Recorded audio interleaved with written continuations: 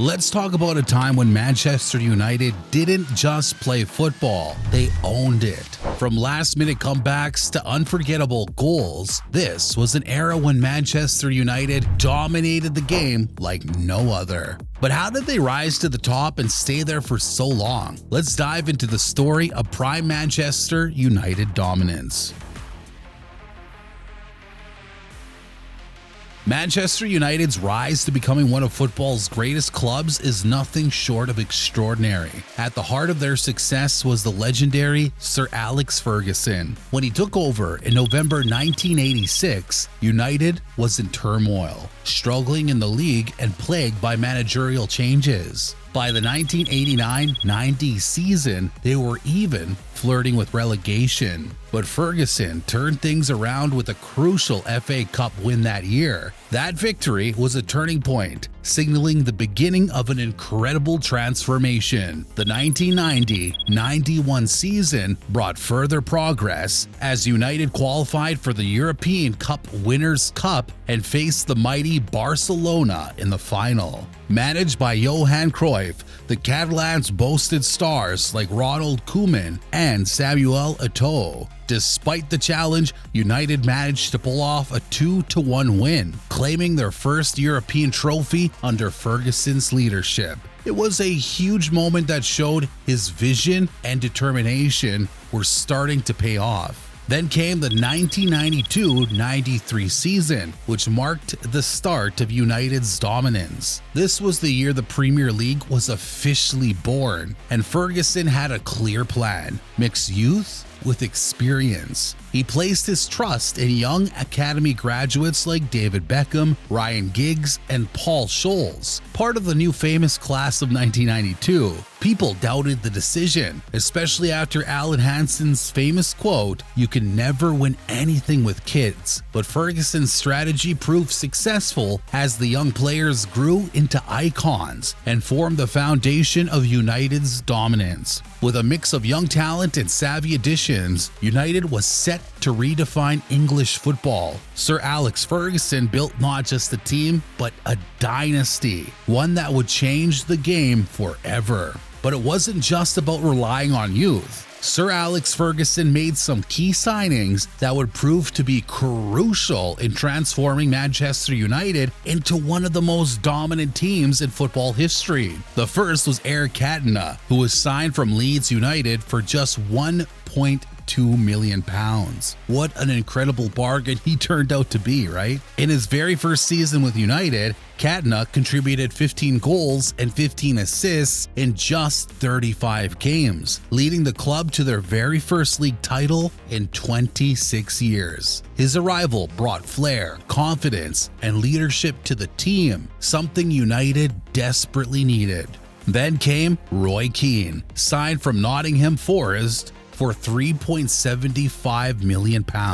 Keane brought the kind of raw energy, determination, and toughness that defined United's midfield for years. His ability to control games and lead by example made him a vital component of Ferguson's plans. With the addition of these two stars and a mix of academy talent like Ryan Giggs and Paul Scholes, United began assembling a team that would dominate English and European football for years to come. Between 1992 and 1997, they captured 3 Premier League titles, 2 FA Cups, and 3 Community Shields. The transformation from a club fighting against relegation to a European powerhouse was nothing short of remarkable. Under Sir Alex's guidance, Manchester United had gone from rock bottom to the very top of English football. And this was only the beginning.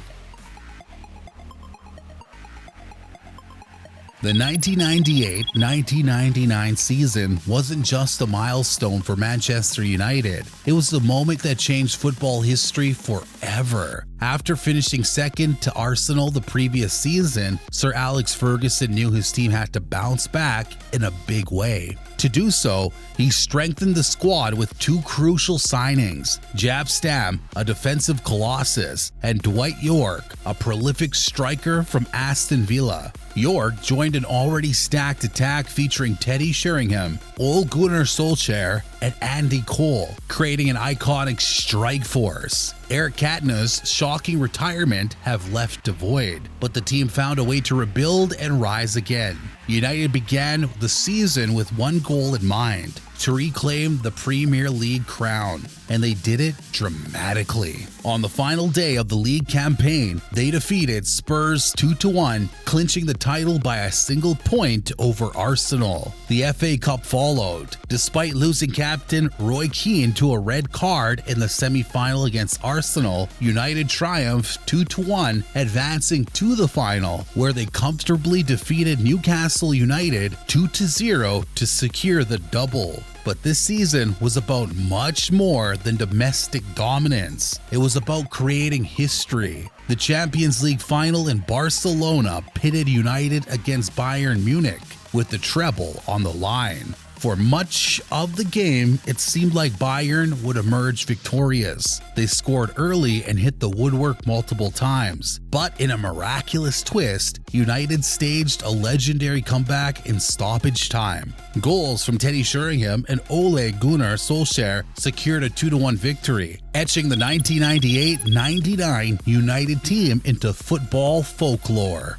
That triumph was the peak of Sir Alex Ferguson's first great team, but football is always evolving and challenges soon emerged. Arsenal's Invincibles dominated the 2003-04 season, and Chelsea under Jose Mourinho claimed consecutive Premier League titles in 2004-05 and 2005-06. Ferguson responded by reshaping his squad. Key signings included Cristiano Ronaldo in 2003, Wayne Rooney in 2004, and Rio Ferdinand in 2002. These players formed the backbone of a new dynasty. Between 2007 and 2009, United won 3 consecutive Premier League titles and reached 2 Champions League finals. In 2008, they defeated Chelsea on penalties to win Europe's biggest prize in Moscow. However, their loss to Barcelona in 2009's final signaled the rise of a new rival on the continent. The 2010s saw both triumph and turbulence. United claimed Premier League titles in 2011 and 2013, but challenges mounted. Sir Alex retired in 2013 after a record 13 league titles, leaving the club at a crossroads. Since Ferguson's retirement, United has struggled to maintain consistency. David Moyes succeeded him, but lasted less than a year. Then came Louis van Gaal, who won the 2016 FA Cup but couldn't achieve sustained success. In 2016, Jose Mourinho took over and brought trophies, including the Europa League and EFL Cup in 2017, but his tenure ended in turmoil. Mourinho's successor was Ole Gunnar Solskjaer, the Champions League hero of 1999. His reign had moments of promise, including a second-place Premier League finish in 2020-2021, but his tenure ended in 2021 after inconsistent performances. Ralf Rangnick stepped in as an interim manager but struggled to steady the ship. In 2022, United appointed Erik ten Hag, the Dutchman who had impressed at Ajax. Ten Hag has focused on rebuilding the squad and instilling discipline. Signings like Casemiro, Lisandro Martinez, and Rasmus Højlund show a commitment to returning United to their competitive best. Under Ten Hag, United won the Carabao Cup in 2023, their first trophy in 6 years, and secured a Champions League spot by finishing third in the Premier League. Off the pitch, the club has undergone major changes. The Glazer family, long criticized by fans, sold a significant stake to Jim Ratcliffe in 2024. Ratcliffe has promised investment in infrastructure and a renewed focus on restoring United's identity as a dominant force. The journey forward is still uncertain. The days of Rooney, Ronaldo, Scholes, and Ferdinand are gone, but the current team is determined to write its own legacy. Under Ruben Amorim, players like Marcus Rashford and Bruno Fernandes are emerging as key figures, and the club is rebuilding for the future. With new leadership, a promising manager, and a squad hungry for success, could Manchester United be on the verge of a new golden era, one that rivals or even surpasses the legendary days of Sir Alex Ferguson?